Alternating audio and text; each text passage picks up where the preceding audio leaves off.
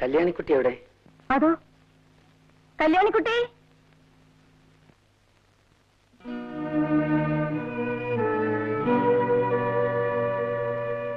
കുഞ്ഞെവിടെ? ഉറങ്ങാണ്. കൃഷിയൊക്കെ എങ്ങനെയുണ്ട്? തരക്കേടില്ല. എല്ലാം നോക്കാൻ കല്യാണിക്കുട്ടി തനിച്ചല്ലേ ഉള്ളൂ? തനിച്ചാവുന്നാണ് സുഖം.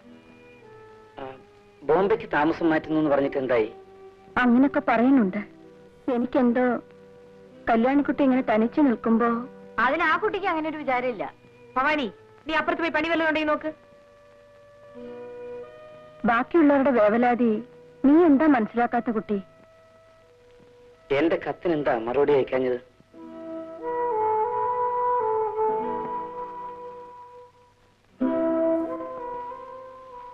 ഞാൻ തെളിച്ചു പറയാം. എനിക്കൊരു പുതിയ ജീവിതം വേണം. ബഹളങ്ങളും കോലാഹലങ്ങളും ഇല്ലാത്ത ഒന്ന്. അതിന് കല്യാണിക്കുട്ടി എന്നെ സഹായിക്കണം. എന്താ ഒന്നും മിണ്ടാത്തത്? എനിക്കറിയാം, ചോദിക്കാൻ അർഹതയില്ലെങ്കിലും ഞാൻ ചോദിക്കുകയാണ്. എന്റെ ജീവിതത്തിൽ ഞാൻ ചെയ്തു പോയ തെറ്റുകൾക്കെല്ലാം ഞാൻ മാത്രം ഉത്തരവാദിയല്ല. ഞാൻ വളർന്ന സാഹചര്യം, എന്നെ വളർത്തിയവർ, അങ്ങനെ പലതും. ഇതെപ്പറ്റിയെല്ലാം കല്യാണിക്കുട്ടി സാവകാശമായിട്ട് ആലോചിക്കും. ഒരു പുതിയ ജീവിതത്തിലേക്ക് തിരിച്ചു വരാൻ എന്നെ സഹായിക്കാൻ കഴിയുമോ?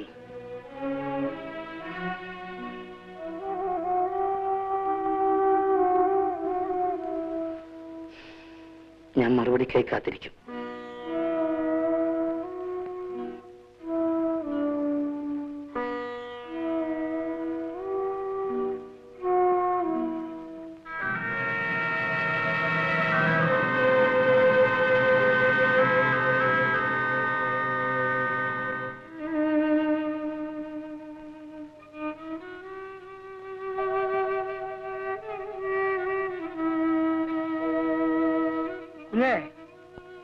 ഇതാണ് ഞാൻ പറഞ്ഞ പെൺകുട്ടി.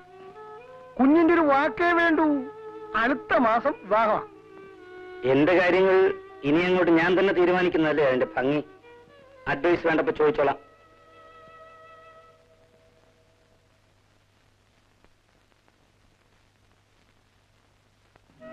നേര് പറയും മോളെ, നിനക്ക് അയാളോട് വെറുപ്പുണ്ടോ?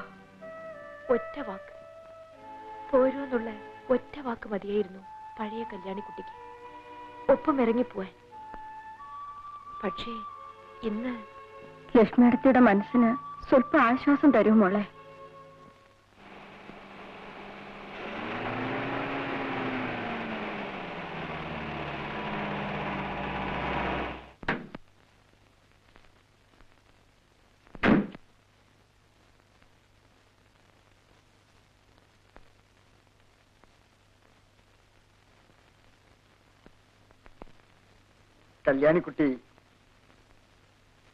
കല്യാണിക്കുട്ടി സമ്മതിച്ചു.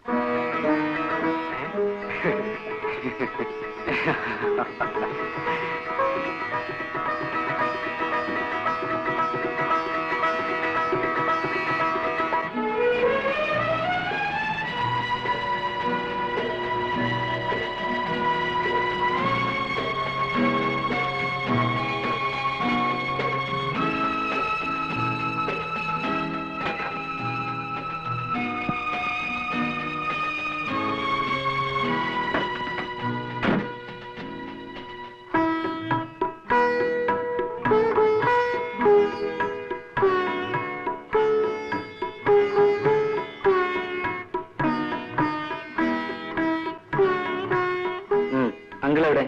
മുറിയിലുണ്ട്. കാണണ്ടേ? വേണ്ട, പിന്നെ കാണാം.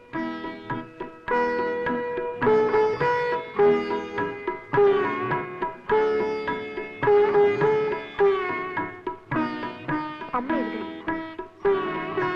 ഇവിടെ എവിടെങ്കിലും കാണും. ഇവിടെ എവിടെയെങ്കിലും കാണുമെന്നോ? അമ്മയെ കുറിച്ചാണോ ഈ പറയുന്നത്?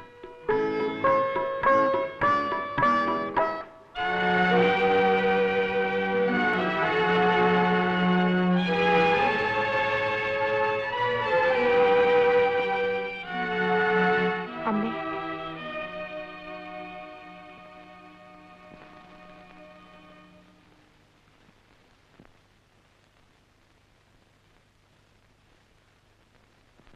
അമ്മേ, എനിക്ക് അമ്മയെന്ന് വിളിക്കാൻ അമ്മ മാത്രമേ ഉള്ളൂ. അമ്മ എന്നെ അനുഗ്രഹിക്കൂ. മോളെ, എന്നെ അമ്മയെന്ന് വിളിക്കാൻ എനിക്കൊരാളുണ്ടായി മോളെ. എനിക്കാരുമില്ല, എന്റേതെന്ന് പറയാൻ എനിക്കാരുമില്ല മോളെ. എന്റെ മോൻ പോലും. അമ്മ വിഷമിക്കരുത്. അമ്മയ്ക്ക് എല്ലാവരും ഉണ്ടമ്മേ.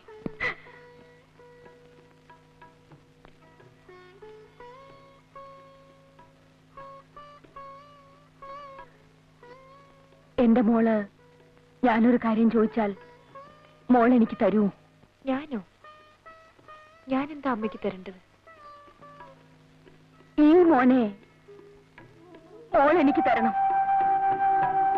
എന്റെ മോനെ ഞാൻ നിനക്ക് തന്നില്ലേ, ഈ മോനെ നീ എനിക്ക് തരൂ മോളെ. തരില്ലേ? അമ്മ എടുത്തോളൂ അമ്മേ.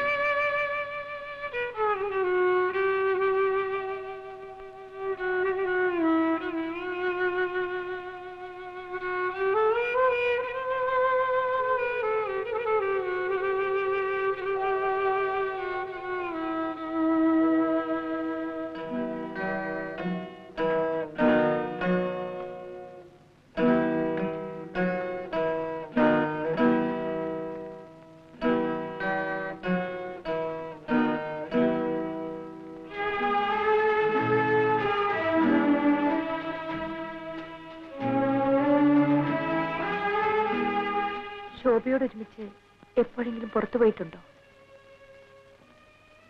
ഇല്ല. ഇപ്പോഴവൾ ഉണ്ടായിരുന്നെങ്കിൽ ഒരു ദേവതയെപ്പോലെ ഞാൻ അവളെ ആരാധിക്കുമായിരുന്നു. എന്തോ സ്ത്രീയെക്കുറിച്ചുള്ള എന്റെ ധാരണകൾ മുഴുവൻ മാറ്റിത്തന്നത് ആ പെൺകുട്ടിയാണ്. എങ്ങനെ? എന്നെ തോൽപ്പിച്ചുകൊണ്ട്.